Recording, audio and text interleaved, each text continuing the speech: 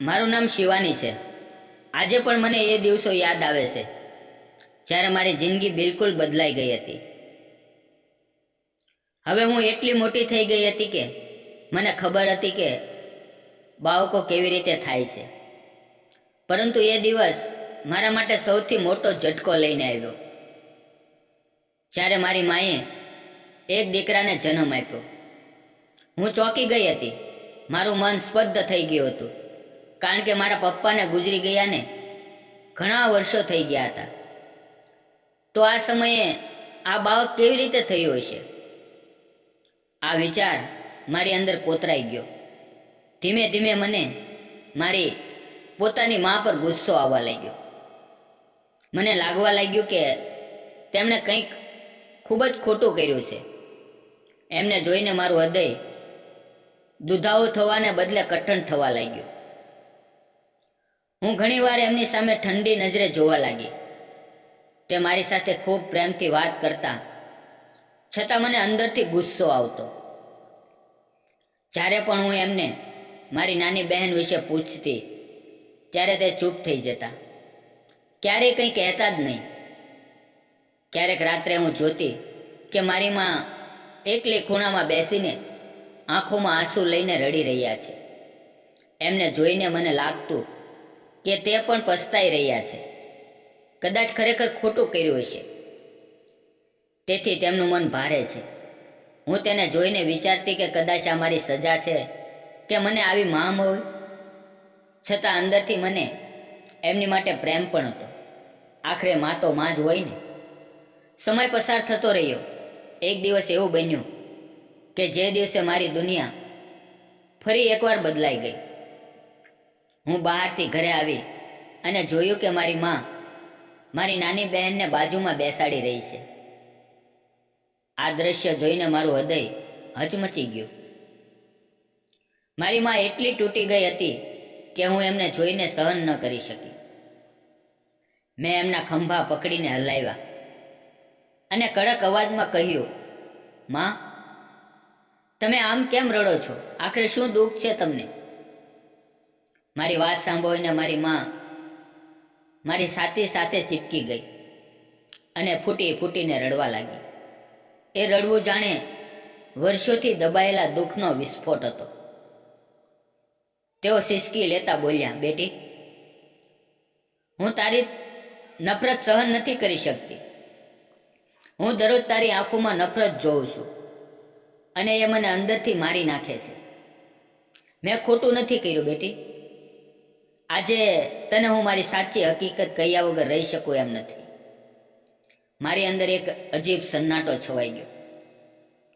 મેં એમના આંસુ પોંછ્યા અને શાંતિથી એમની બાજુમાં બેસી ગઈ। માં, તમે મને બધું કહો, આજે હું સાંભળવા તૈયાર છું, મેં ધીમેથી કહ્યું। ત્યારે મારી માં બોલવા લાગી, દીકરા, તારી નાની બહેન નાજાયજ નથી। તે મારા જીવનની સૌથી મોટી જવાબદારી અને તારા માસીની છેલ્લી યાદગીરી છે। તું મારી વાત ધ્યાનથી સાંભળ। હું મારા પિયરમાં 4 બહેનો અને એક ભાઈ સાથે મોટી થઈ। મારા પપ્પા રિક્ષા ચલાવીને ઘર ચલાવતા। ઘરમાં એટલી ગરીબી હતી કે ક્યારેક તો રોટલી માટે પણ પૈસા નહોતા। જેમ જેમ અમે દીકરીઓ મોટી થવા લાગી તેમ તેમ ઘરની ચિંતા વધતી ગઈ। અમારી માં ટેન્શનમાં આવી ગઈ અને એક દિવસ એટલી બીમાર પડી ગઈ કે અમારે તેને હોસ્પિટલમાં દાખલ કરવી પડી, પરંતુ બિલ ભરવા માટે પૈસા નહોતા। બધા સગાને મદદ માટે પૂછ્યું, પણ કોઈ મદદ કરવા તૈયાર નહોતું। ડૉક્ટરે કહ્યું કે પૈસા ના હોય તો દર્દીને ઘરે લઈ જાઓ। અમે બધા નિરાશ થઈ ગયા।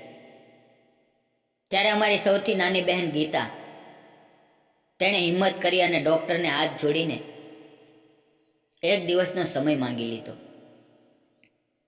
બીજા દિવસે ગીતા પાછી આવી તો તેના હાથમાં 1 લાખ રૂપિયા હતા। અમે બધા ચોંકી ગયા। તેને પૂછ્યું કે પૈસા ક્યાંથી લાવી? તો ગીતાએ કહ્યું કે કામ શોધવા નીકળી હતી। ત્યારે રસ્તામાં એક સારો માણસ મળ્યો। તેણે કહ્યું કે તું ખૂબ સુંદર છે, તને સિરિયલ અથવા નાટકમાં કામ મળી શકે છે. તેણે ગીતાને એક ડાયરેક્ટર સાથે ઓળખાણ કરાવી અને ગીતાને કામ આપવાનું નક્કી થયું. શૂટિંગ થોડા દિવસ પછી થવાનું હતું, પરંતુ ગીતાએ ડાયરેક્ટર પાસેથી પૈસા માંગ્યા અને તેણે તરત જ આપ્યા. એ પૈસાથી મેં માનો ઈલાજ કરાવ્યો. હવે ઘરની હાલત પણ સુધરવા લાગી. ધીમે ધીમે ગીતાએ અમારા ઘરની બધી મુશ્કેલીઓ દૂર કરી. અમારા બધા ભાઈ બહેનોના લગ્ન થયા, પરંતુ હું ધીમે ધીમે ધ્યાન આપતી ગઈ કે ગીતા પહેલાં જેવી નહોતી રહી. તે ઘણીવાર એકલી ખૂણામાં બેસી રહેતી, જાણે કશું કે એને અંદરથી ખાઈ રહ્યું હોય. એક દિવસ મેં તેની પાસે જઈને કહ્યું, ગીતા, તું હવે ખુશ કેમ નથી રહેતી? તું તો મારી નાની બહેન છે, મારી સખી છે. મને બતાવ શું વાત છે. ગીતા માત્ર સ્મિત કરીને બોલી, દીદી, એક દિવસ તને બધું કહીશ, પણ આજે નહીં. આમ સમય વીતતો ગયો. મારા લગ્ન થઈ ગયા. મારી વિદાય સમયે ગીતા મારી આંખોમાં જોઈને બોલી, દીદી, તું મારી બહેન જ નથી, મારી સૌથી સારી મિત્ર છે. ક્યારેક મારો ખરાબ સમય આવે તો તું મારી સાથે રહેજે. મેં તેને ગળે લગાવીને કહ્યું, પગલી, તારા માટે તો હું મારો જીવ પણ આપી દઉં. હું મારા સાસરે આવી ગઈ. થોડા સમયમાં તારો જન્મ થયો અને 1 વર્ષ પછી તારા પપ્પા આપણને છોડીને ચાલ્યા ગયા. હું ફરી તૂટી ગઈ, પરંતુ ગીતા દર અઠવાડિયે મને મળવા આવતી. ઘરની આખી જવાબદારી તેણે ઉઠાવી લીધી હતી. અમે બધા એને લગ્ન માટે મનાવતા, પરંતુ ગીતા હંમેશા ના પાડતી. થોડા મહિના પછી અમારા માતા પિતા પણ ચાલ્યા ગયા. એક દિવસ ગીતા આવી અને તેણે બધા પૈસા મને આપીને કહ્યું, દીદી, થોડા દિવસ માટે હું બહાર જઈ રહી છું. હું થોડા સમય પછી પાછી આવીશ. મેં તેને પૂછ્યું, લગભગ 1 વર્ષ સુધી ગીતા આવી નહીં. એક દિવસ બપોરે તું સ્કૂલે ગઈ હતી ત્યારે અચાનક મને ગીતાનો ફોન આવ્યો. તેના અવાજમાં ગભરાહટ હતી. તેણે કહ્યું, દીદી, તારે મારી પાસે આવવું પડશે. મારે તારી જરૂર છે. હું તાત્કાલિક તેણે બતાવેલી હોસ્પિટલે પહોંચી. ત્યાં ગીતા બેડ પર પડી હતી, ખૂબ નબળી થઈ ગઈ હતી. તેણે એક દીકરીને જન્મ આપ્યો હતો. મને જોઈને તેની આંખોમાં આંસુ આવી ગયા. તેણે ધીમેથી કહ્યું, દીદી, આ દીકરી હવે તારી જવાબદારી છે. કદાચ હું બચી નહીં શકું. દીદી, મને માફ કરી દે. હું તને બધું નથી કહી શકતી, પરંતુ આજે કહેવું જ પડશે. ડાયરેક્ટરે મને એવી જગ્યાએ મોકલી જ્યાં મારે કામ કરવું પડ્યું. પૈસા મળે એ માટે મારે મજબૂરીમાં એ રસ્તો પસંદ કરવો પડ્યો.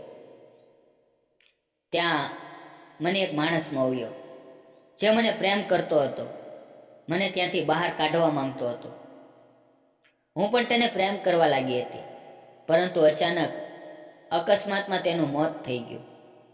તેના પ્રેમની નિશાની મારા ગર્ભમાં હતી અને આજે આ દીકરીનો જન્મ થયો છે. જો એ લોકોને ખબર પડી જાય કે મેં એક દીકરીને જન્મ આપ્યો છે, તો એ લોકો આ બાળકીને પણ મારી જેમ ત્યાં ધકેલી દેશે. મને વચન આપ કે તું આ દીકરીને સાચવીને રાખીશ. આટલું બોલીને મારી બહેન ગીતા આંખો બંધ કરી લીધી અને દુનિયા છોડીને ચાલી ગઈ. હું થથરી ઉઠી. એ દીકરીને ગળે લગાવીને ઘરે આવી અને બધાને કહ્યું કે આ મારી દીકરી છે. પરંતુ તું મારી પોતાની દીકરી મને નફરત કરવા લાગી. હું તને ક્યારેક ખોટું કહેવા માંગતી નહોતી, પરંતુ તારી નાદાનીમાં તું ક્યારેક આ વાત બહાર ન પાડી દે એના ડરથી તને સત્ય નહોતું કહ્યું. આજે તું બધું સત્ય જાણે છે. તારી નાની બહેન મારી બહેન ગીતાની છેલ્લી યાદગીરી છે. હું મારી બહેનને બચાવી શકી નહીં, પરંતુ તેની દીકરીને તે દુનિયામાં નહીં જવા દઉં એવું મેં નક્કી કર્યું છે. મારી માં ફરીથી ફૂટી ફૂટીને રડવા પડી. મારી આંખોમાં પણ આંસુ આવી ગયા. હું એમના ગળે લાગી ગઈ અને રડી પડી. મેં ધીમેથી કહ્યું, માં, મને માફ કરી દેજો. મેં તમને સમજ્યા વગર તમારો તિરસ્કાર કર્યો. મારી માએ મારા માથા પર હાથ ફેરવ્યો અને કહ્યું, દીકરી,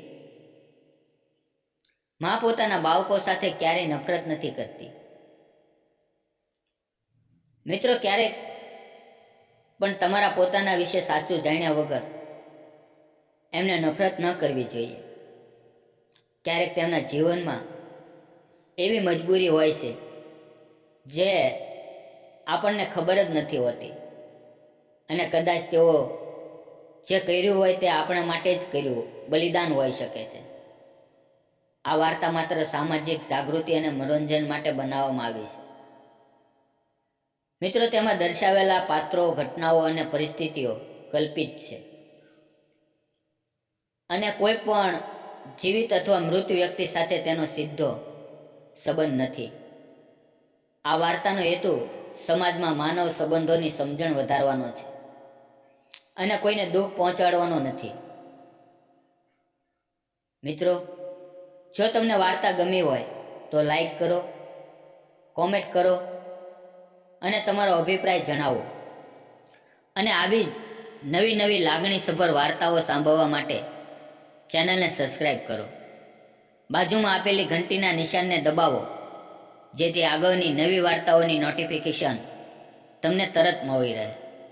ફરી મળશું આવતીકાલે મિત્રો, એક નવી વાર્તાની અંદર. ત્યાં સુધી આવજો. અને સૌ ગુજરાતી ભાઈઓનો વાર્તા પૂરેપૂરી સાંભળવા માટે ખૂબ ખૂબ ધન્યવાદ મિત્રો.